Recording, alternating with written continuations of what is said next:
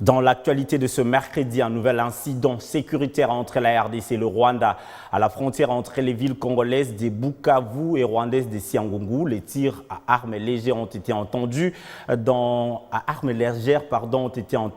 un communiqué. Kigali accuse l'armée congolaise de franchir la zone neutre. À son tour, le gouvernorat provincial du Sud Kivu qualifie des allégations du Rwanda des mensongères. Pour Théo Ngouabidje, le gouvernement rwandais veut se victimiser et créer des tensions en alléguant des faits qui se révèlent sans nul doute son intention d'attaquer la République démocratique du Congo. Selon le gouvernorat du Sud Kivu, il s'est produit au poste frontalier de Ruzizi à Bukavu un incident consécutif à l'altercation entre les éléments de la PNC, ceux de FARDC, une bande de criminels qui fuyaient après avoir tenté d'opérer dans les quartiers avoisinant la frontière. Pendant leur fuite, il y a eu échange de tirs entre les forces de défense de sécurité de la RDC et ces hors-loi porteurs d'armes à feu.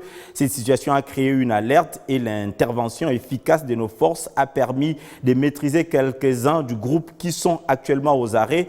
Il s'en est malheureusement suivi un décès et un blessé dans les rangs des 10 bandits. Les enquêtes afférentes sont en cours. Il s'y est de préciser qu'en aucun cas les forces armées de la République démocratique du Congo ont franchi la zone neutre, encore moins ouvrir le feu en direction du Rwanda.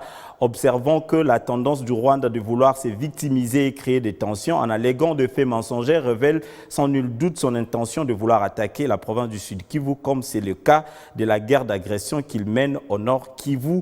Nous appelons notre population au calme et à la vigilance. Fait à Bukavu le 15 février 2023. Théo Ngouabidje Kassi, gouverneur.